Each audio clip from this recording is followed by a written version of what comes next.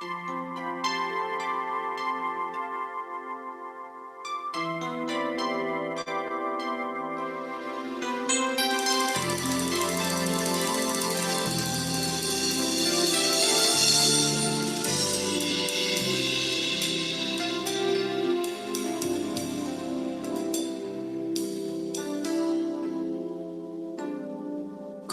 datang ya Bapa dalam kerinduan,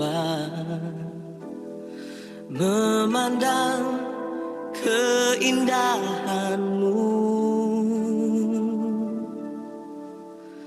Ku berikan segalanya, semuanya yang ada. Ku ingin menyenangkan hati-Mu, oh Tuhan. Jadikan aku indah yang Kau pandang mulia, seturut karya-Mu di dalam hidupku. Ajarku berharap hanya kepada-Mu, taat dan setia kepada-Mu, Tuhan.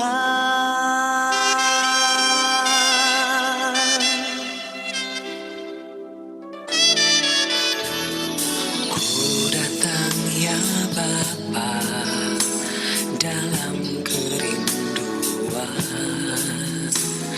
memandang keindahan-Mu.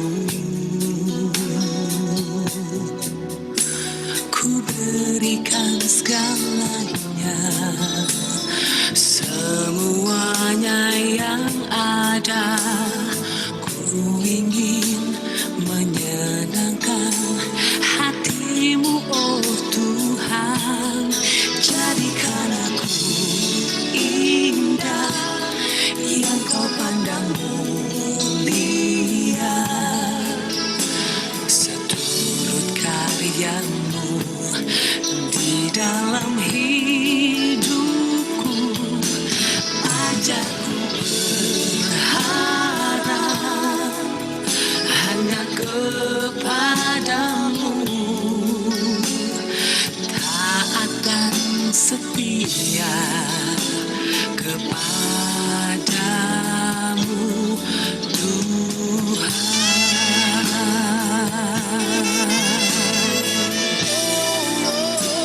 Ku ingin lebih lagi akan kasih sayang-Mu, hidup dalam rencana yang Kau beri. Jadikan aku indah yang Kau pandang mulia, seturut karya-Mu di dalam hidupku. Ajarku berharap hanya kepada-Mu, taat dan setia kepada-Mu, Tuhan. Ku berikan segalanya, semuanya yang ada. Taat dan setia kepada-Mu, Tuhan.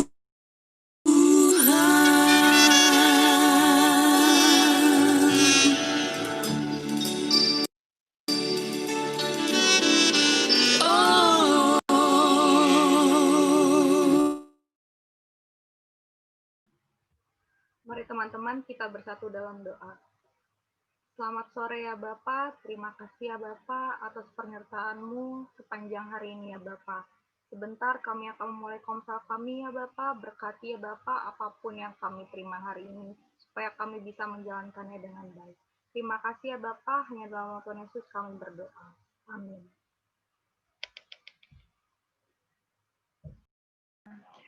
Shalom semuanya. Shalom Kobe. Shalom.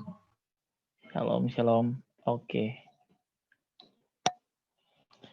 Hari ini kita lanjut bahas tentang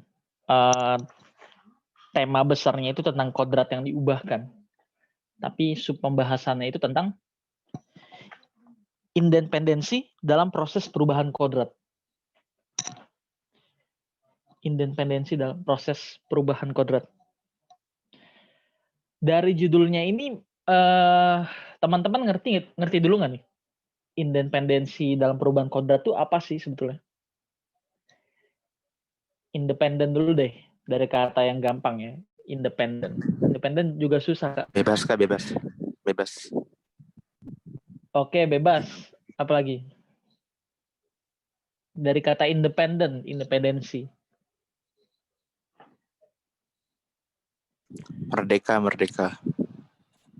Merdeka. Oke. Iya, mandiri. Independensi itu sebetulnya lebih cocok atau lebih tepat diartikan sebagai mandiri ya. Tapi nggak salah juga dikatakan mempunyai kebebasan. Hak, betul juga. Hak atau kemandirian, itu yang disebut sebagai independensi. Kedaulatan, hak, atau kemandirian. Coba dicatat biar nggak lupa.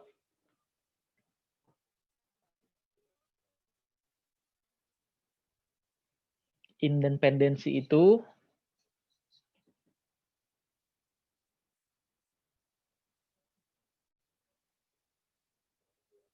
kedaulatan atau kekuasaan atau hak atau kemandirian. Coba deh kata haknya dipindahin, digeser sama kekuasaan itu ya.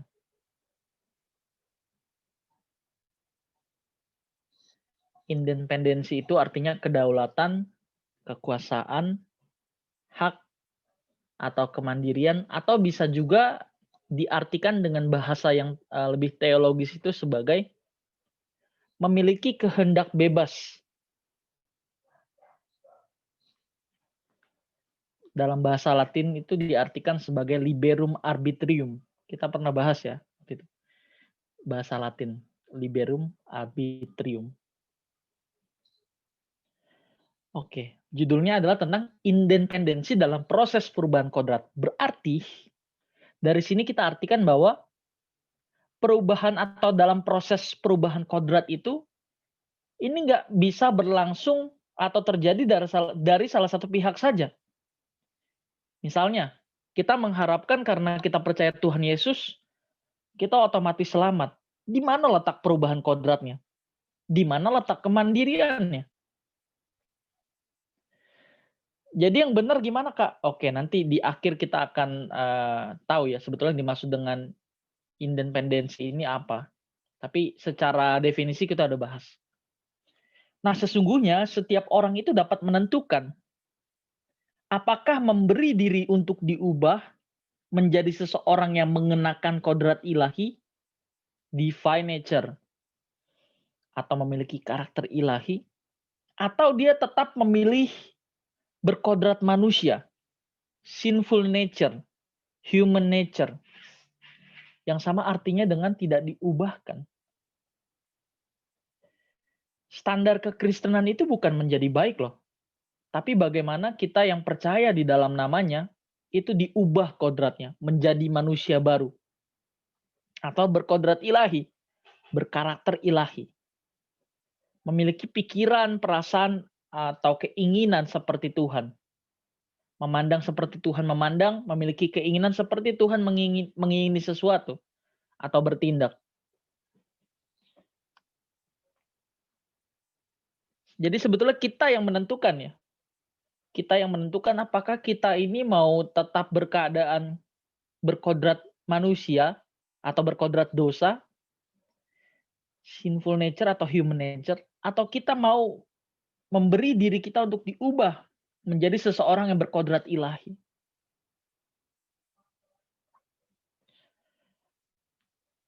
Agama aja nggak cukup sebetulnya. Makanya Kristen itu bukan agama. Agama itu tidak membuat seseorang diubahkan kodratnya.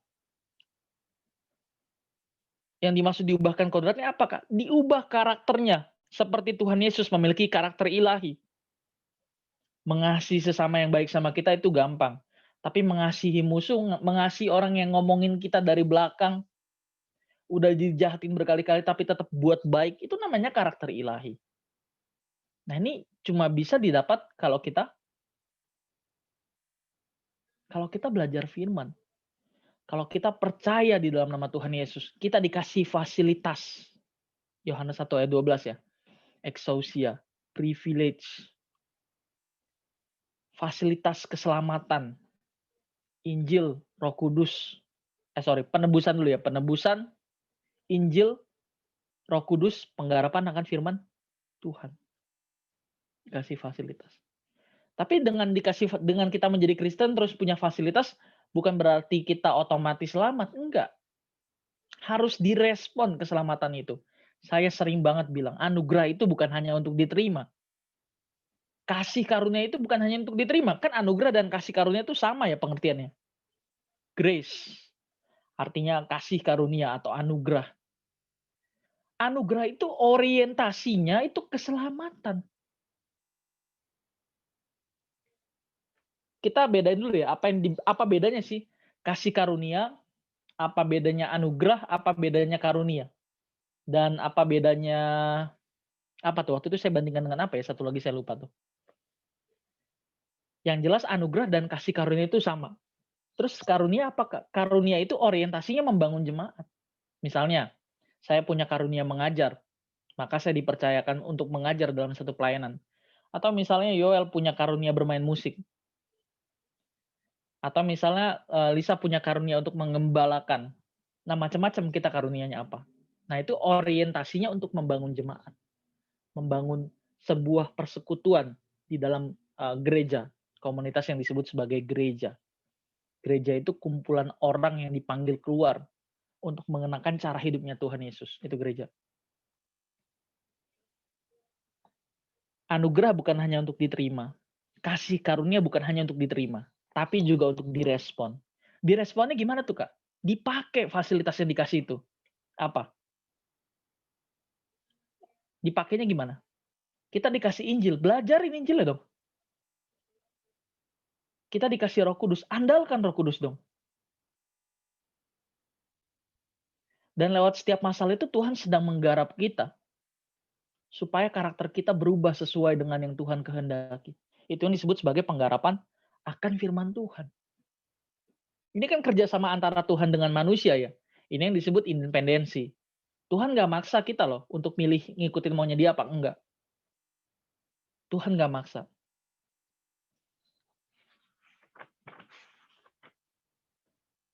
Peran individu dalam merespon penggarapan Allah guna berkodrat ilahi, ini yang disebut sebagai independensi. Coba deh tulis dulu deh.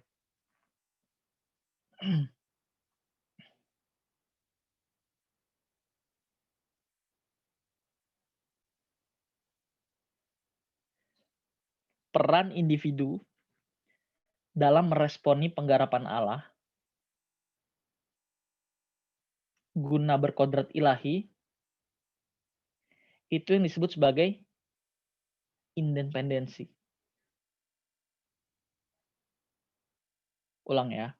Peran individu dalam merespon penggarapan Allah guna berkodrat ilahi, itu yang disebut sebagai independensi. Atau dengan kata lain, peran individu dalam merespon anugerah. Kan penggarapan Allah itu kan sama dengan penggarapan akan firman Tuhan ya. Peran individu dalam merespon anugerah atau kasih karunia guna berkodrat ilahi, itu yang disebut sebagai independensi. Bawahnya tulis deh. Anugerah atau kasih karunia itu orientasinya adalah keselamatan, bukan berkat jasmani.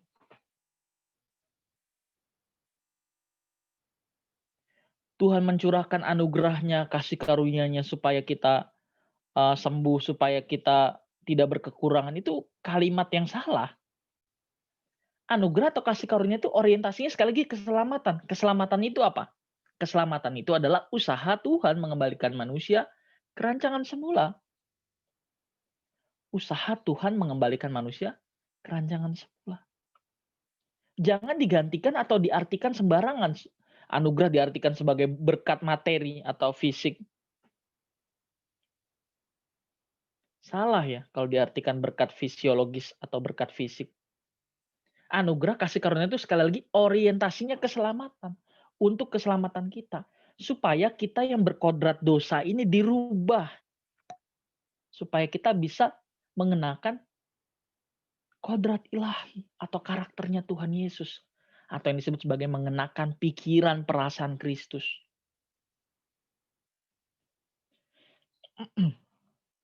Jadi peran individu sekali lagi dalam meresponi penggarapan Allah guna berkodrat ilahi itu yang disebut sebagai independensi. Independensi artinya keadaan di mana seseorang tidak dikendalikan oleh pihak lain dalam bertindak, mengambil keputusan dan pilihan. Tuhan tidak boleh mengintervensi. Dan Tuhan dalam kedaulatannya, dalam kekuasaannya, tidak mengintervensi kedaulatan manusia yang walaupun terbatas ya. Kalau saya bilang kedaulatan sama dengan kekuasaan ya, hak ya. Sama dengan kehendak bebas ya, yang tadi kita udah definisikan. Yang udah kita bahas definisinya tadi. Nah, terkait dengan kehendak bebas, berarti seseorang tidak terikat oleh siapapun dalam mengambil keputusan. Karena tidak ada pihak lain yang mengendalikan dan menentukannya. Makanya di Alkitab itu dikatakan kerjakan keselamatanmu dengan takut dan gentar. Kerjakanlah keselamatanmu. Berarti belum finish. Belum selesai. Keselamatan itu perlu direspon ya. Diresponnya dengan cara apa? Dikerjakan. Dikerjakannya gimana? Belajar firman Tuhan. Lalu membangun persekutuan dengan Tuhan. Belajar firman secara pemahaman logos. Terus Tuhan mengartikan logos itu menjadi situasi atau peristiwa di sekitar kita. Itu yang disebut rema. Kita ngikutin rema itu. Wah, ini yang disebut mengikuti tuntunan Tuhan. Atau mengikuti suara Tuhan. Ini yang disebut melakukan kehendak Allah. Logos yang kita pelajari diterjemahkan oleh Roh Kudus menjadi peristiwa konkret dalam kehidupan kita sehari-hari. Itu yang disebut rema, firman yang menjadi nyata. Kalau kita milih untuk mengikuti rema itu, ini yang disebut melakukan kehendak Tuhan. Atau memilih untuk berkodrat ilahi. Jadi kodrat ilahi itu sebetulnya gabungan dari pemahaman kita yang terus-menerus kita lakukan hingga menjadi karakter, itu disebut kodrat ilahi. Nangkap nggak nih? Pemahaman demi pemahaman logos yang kita terima, yang kita pahami, kemudian diterjemahkan lewat situasi konkret oleh Roh Kudus, terus kita ngikutin arahan itu, suara itu. Itu yang disebut melakukan rema. Rema ini yang menimbulkan iman. Roma 10 ayat 17 bilang ya, iman timbul dari pendengaran. Dan pendengaran oleh firman Kristus. Kata firman ada dua di Alkitab. Ada logos, ada rema. Logos itu kebenaran atau firman yang kita pelajari terus kita ngertiin. Kalau rema itu firman Tuhan yang kita ngertiin terus kita lakukan. Itu yang disebut rema. Kalau kita memilih untuk melakukan rema itu terus-menerus, sampai kita punya kebiasaan mengikuti tuntunan atau suara Tuhan, ini yang disebut sebagai mengenakan kodrat ilahi. Ini yang disebut melakukan kehendak Tuhan. Sekali lagi saya harus bilang hal ini ya, karena ini penting. Kristen itu bukan melakukan apa yang tertulis seperti yang diajarkan oleh agama-agama ya. Kristen itu bukan agama. Kristen itu jalan hidup. Jalan hidup yang mencari maunya Bapa, lalu melakukannya. Itu Kristen. Kalau melakukan yang tertulis kan udah tertulis ya di kitabnya ya. Jangan mencuri, jangan membunuh, jangan berzina, hormati ibu bapamu, dan macam-macam. Itu melakukan yang tertulis. Tapi kalau ke Kristen melakukan apa? Melakukan yang tertulis? Enggak. Melakukan maunya Bapa. Bukan setiap orang berseru kepadaku, Tuhan akan masuk dalam kerajaan surga, melainkan dia yang melakukan kehendak Bapakku. Yang melakukan kehendak Bapakku. Kita punya pemahaman, kita punya kebenaran, terus kita membangun persekutuan dengan Tuhan. Ini yang juga disebut atau dimaksud sebagai menyembah Allah dalam roh dan kebenaran. Yohanes 4 ayat 24. Allah itu roh. Barang siapa menyembah dia, haruslah ia menyembah dia dalam roh dan kebenaran. Menyembah dalam roh dan kebenaran apa? Oke, nanti next kita bahas ya. Tapi singkatnya begini. Menyembah dalam roh artinya menyembah dengan sikap hati yang benar. Menyembah dalam kebenaran artinya, kebenaran di situ kan teks aslinya aletheia. Bahasa aslinya.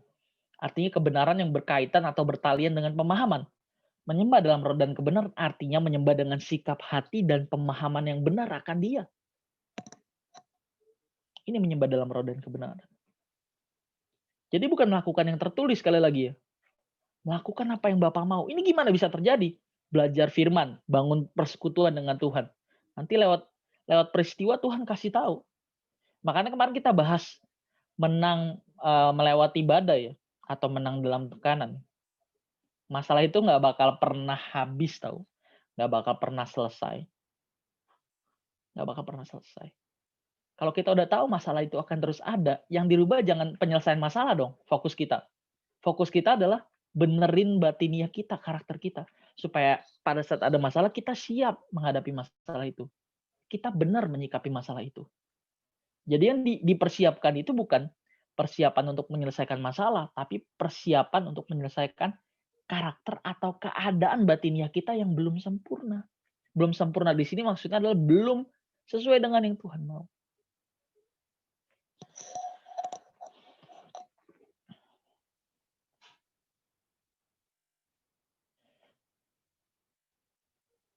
Oke, kita kembali ya. Dengan demikian, sesungguhnya setiap orang dapat menentukan apakah memberi diri diubah menjadi seseorang yang berkodrat ilahi atau tetap berkodrat manusia.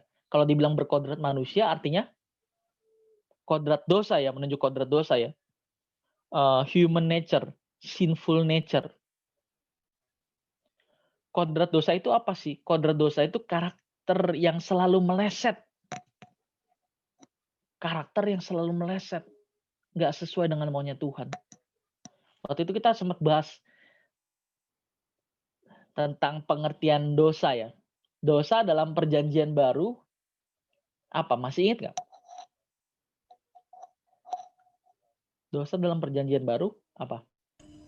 Berbalik. Dalam perjanjian baru, berbalik ya? Itu lama. Itu lama. Itu lama. Yang baru?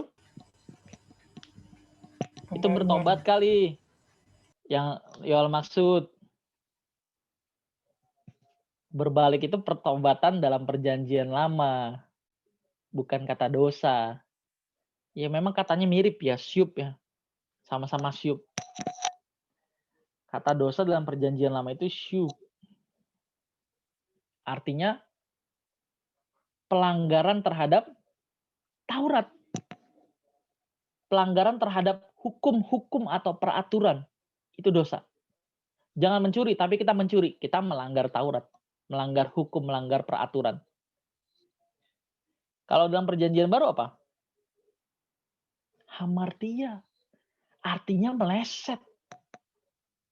Segala sesuatu yang kita lakukan tidak sesuai arahan Tuhan, meleset. Dosa. Makanya tidak ada istilah dosa besar, dosa kecil dalam kekristenan. Segala sesuatu yang kita lakukan tidak sesuai dengan maunya Bapa atau meleset, disebut dosa. Dosa. Gitu ya. Nangkep nggak nih? Atau ada yang mau nanya dulu?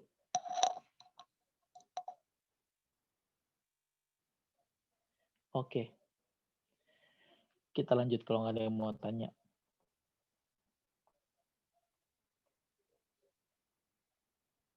Dalam hal ini bukan Tuhan yang menentukan seseorang dipastikan berkodrat ilahi dan yang lain tidak.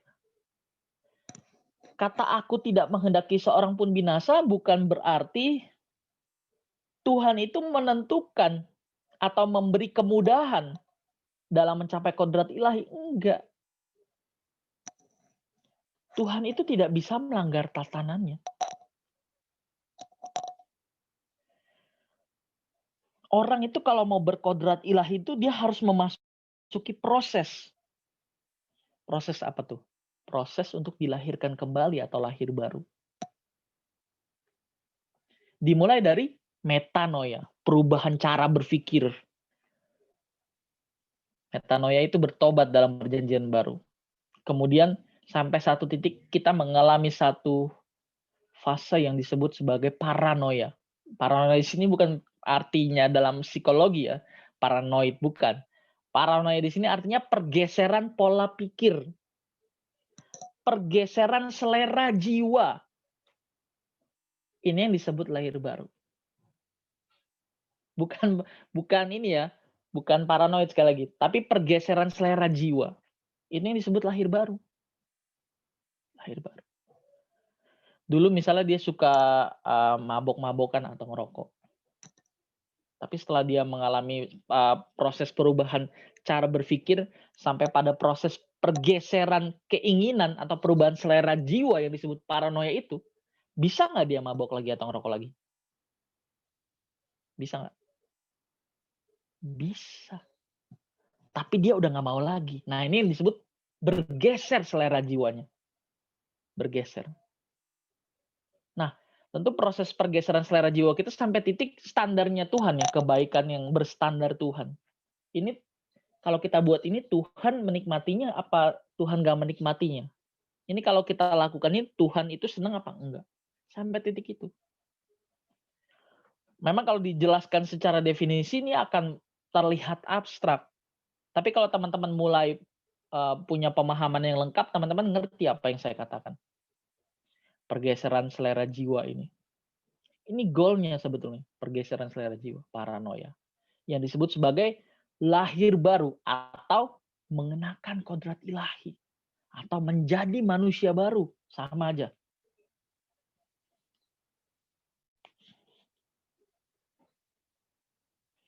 Jadi bukan Tuhan sekali lagi yang menentukan seseorang dipastikan berkodrat ilahi atau tidak. Bukan Tuhan ya yang menentukan. Tetapi tergantung kepada masing-masing individu. Bagaimana ia merespon penggarapan Allah. Mungkin dicatat kali ya. Habis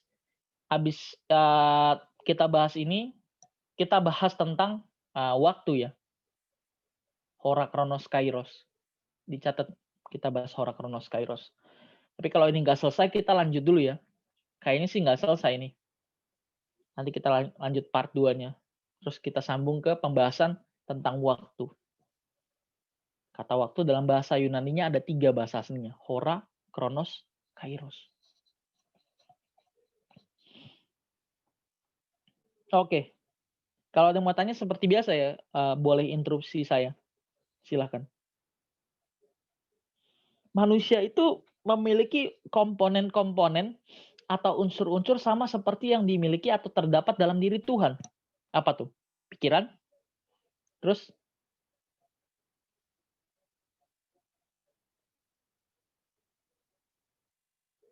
apa lagi? Perasaan, kehendak, Perasaan dan kehendak. Iya. benar ya. Tapi ada yang satu yang kurang tepat tuh.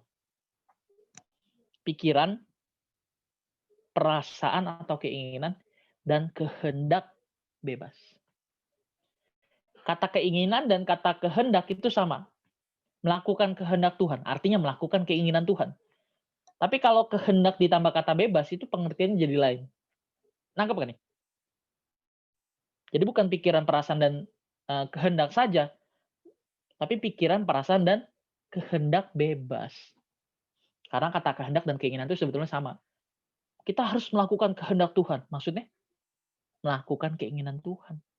Tapi kalau dibilang kehendak bebas, itu artinya lain dengan kata kehendak. Begitu ya. Jadi yang benar pikiran, perasaan atau keinginan, dan kehendak bebas. Oke, kita lanjut. Manusia memiliki pikiran dan perasaan yang dapat menciptakan atau membangun satu keinginan. Manusia memiliki pikiran dan perasaan yang dapat menciptakan atau membangun suatu keinginan. Maksudnya, Kak, apa yang kita lihat, apa yang kita dengar, mempengaruhi apa yang kita pikirkan. Apa yang kita pikirkan mempengaruhi apa yang kita rasakan atau apa yang kita inginkan. Apa yang kita rasakan dan apa yang kita inginkan pasti kita buat. Jadi kebenaran kita pelajari ini harus sampai pada masuk pada keinginan ya. Kalau cuma berhenti sampai di pikiran saja, kita nggak punya hasrat atau keinginan untuk melakukan kebenaran itu. Gimana Kak caranya supaya kita punya hasrat atau keinginan yang kuat untuk melakukan kebenaran yang kita pahami di komunitas, Dek? Kalau sendirian kamu nggak punya gairah untuk melakukan kehendak Allah. Susah, bukan nggak bisa ya. Susah banget. Tapi kalau bareng-bareng kan kita saling mempengaruhi ya. Jadi pada saat yang satu jatuh gitu, masih ada yang nopang. Terus dia ngelihat temannya, wih gila ya, padahal lebih lama gue komsel daripada dia, kok dia lebih serius ya? Kok dia bisa lebih serius ya? Nah ini saling mempengaruhi kan. Sampai dia punya keinginan, wah gue gak boleh kalah nih sama dia yang baru masuk komsel. Gue harus lebih lagi belajarnya. Ini disebut keinginan ya.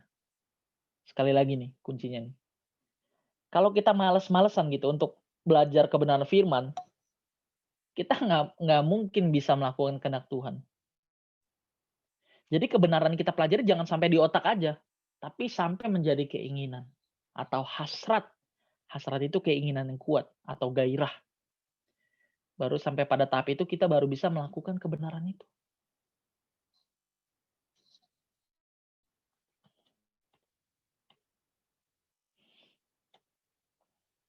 Jadi yang menciptakan keinginan itu pikiran dan perasaan ya. Apa yang kita lihat, apa yang kita dengar mempengaruhi apa yang kita pikirkan. Apa yang kita pikirkan mempengaruhi apa yang kita rasakan. Rasakan dan kita inginkan. Kalau pernah ini nggak teman-teman ngalamin kejadian, teman-teman sebetulnya nggak suka sama satu barang gitu, tapi karena setiap hari ngelihat barang itu jadi pengen. Pernah nggak kayak gitu? Misalnya apa contohnya? Teman-teman nggak suka makan pedes atau nggak suka makan ikan ya misalnya.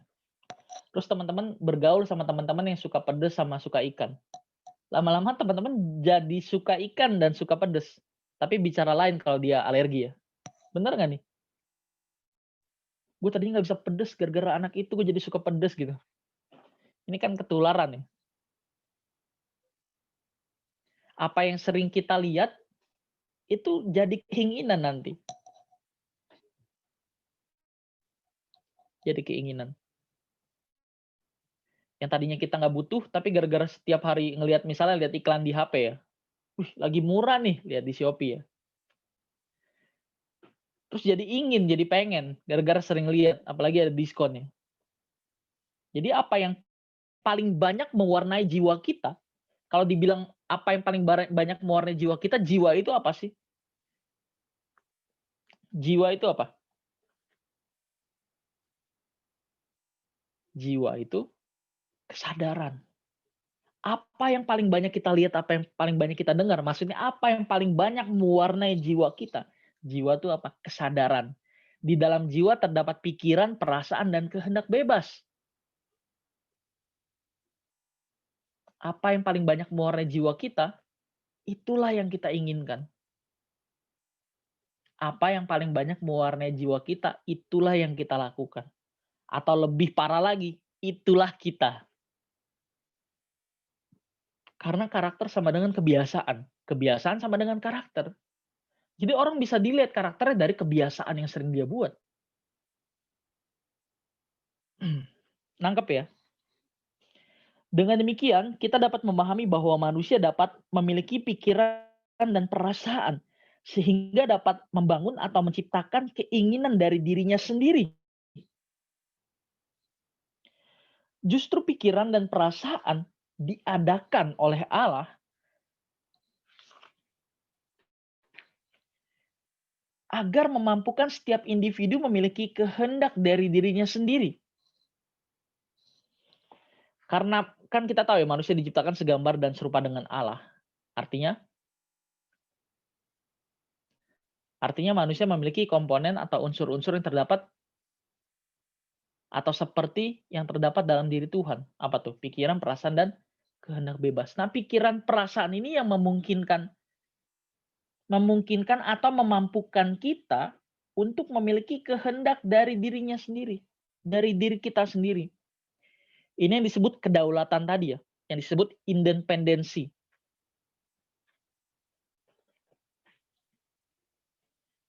Pikiran dan perasaan dapat memproduksi kehendak atau keinginan apa saja.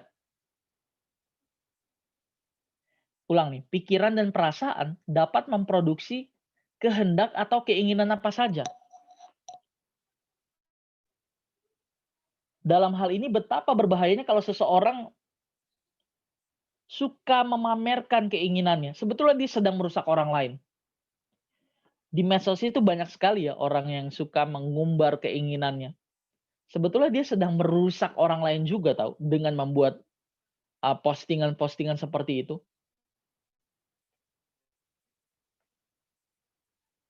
Sebab hal ini bisa membinasakan seseorang yang tadinya nggak pengen gara-gara ngelihat postingan temannya atau postingan orang lain kita jadi pengen. Ini yang disebut membinasakan orang lain. Alkitab bilang manusia dicobai oleh iblis, bukan. Alkitab dicobai. Iya, oke, Alkitab juga bilang manusia dicobai oleh iblis. Cerita Adam dan Hawa ya. Yang dalam perjanjian baru apa tuh? Manusia dicobai oleh keinginannya sendiri, betul. Keinginannya sendiri. Makanya Tuhan Yesus itu bilang, kalau kamu mau ikut aku, sangkal diri, pikul salib. Orang percaya harus bisa menyangkal diri. Artinya mengendalikan keinginan yang kuat di dalam dirinya. Sehingga hanya mengingini apa yang dikehendaki oleh Tuhan saja. Menurut saya, bullshit kalau ada orang yang bilang melakukan kehendak Allah, tapi dia nggak punya kebiasaan baik merenungkan kebenaran. Kita sering ya lihat orang teriak-teriak. Ya nggak perlu disebut lah ya, kamu tahu lah ya yang saya maksud. Teriak-teriak demo, melakukan kehendak Allah apanya? Kita bersyukur ya, umat kita itu nggak ada yang ikut-ikutan kayak begitu. Kita nggak norak kayak begitu ya. Ini sebetulnya menunjukkan perilaku seseorang itu menunjukkan kualitas ajarannya. Kualitas ajarannya. Jadi keinginan dan hasrat dalam diri seseorang ini menentukan kodrat orang tersebut. Ulang ya. Keinginan dan hasrat dalam diri seseorang ini menentukan kodrat orang itu tersebut. Keinginan dan hasrat ini menentukan kodrat orang tersebut. Coba deh share screen.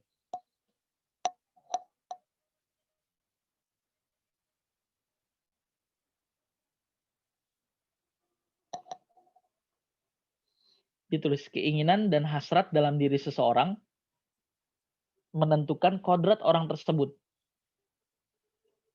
Kodrat di situ dalam kurung kecenderungan atau karakter. Atau karakter, kecenderungan atau karakter.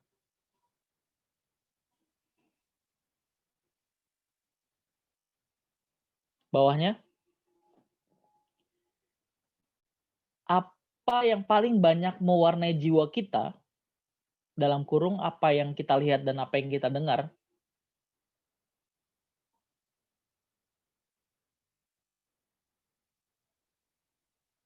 menentukan apa yang kita pikirkan.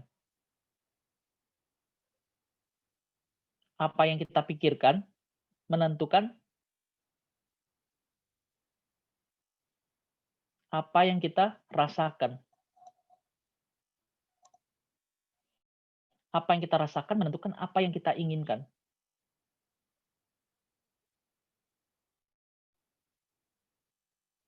Apa yang kita inginkan pasti kita lakukan. Pasti kita buat. Pasti kita buat. Pasti kita lakukan. Kalau ini terjadi terus-menerus, kalau apa yang kita lihat, apa yang kita dengar itu salah dan ini terjadi terus-menerus, ini akan membangun keinginan atau hasrat yang salah. Coba dicatat dulu deh.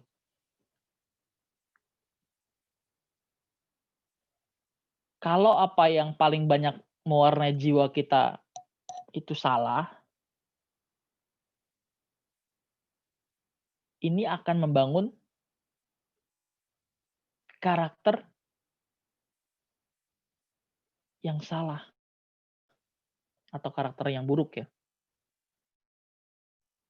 Ini sama saja dengan memberi makan kodrat dosa di dalam diri kita.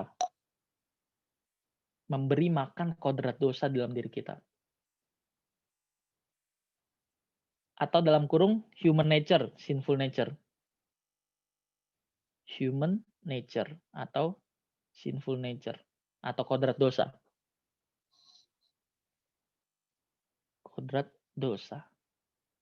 Nah, tapi kalau apa yang paling banyak mewarnai jiwa kita itu berasal dari kebenaran firman Tuhan, ini akan membangun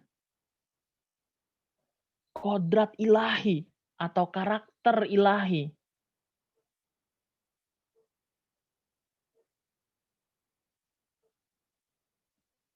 Di dalam diri seseorang.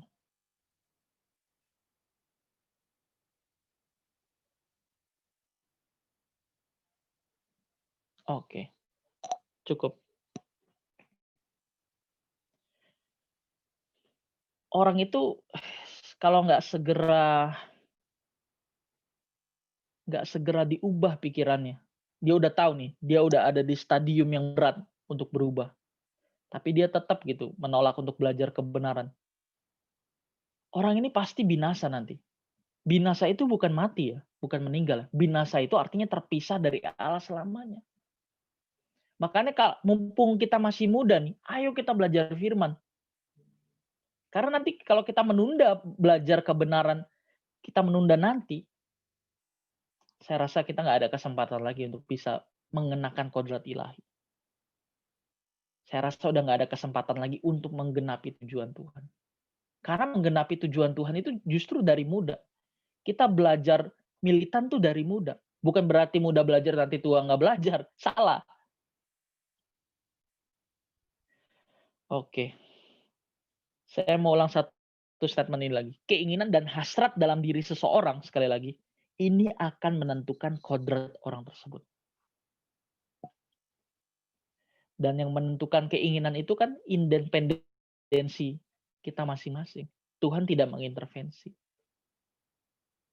Oke, sampai sini kita lanjut nanti ya pembahasan selanjutnya. Sampai sini ada pertanyaan?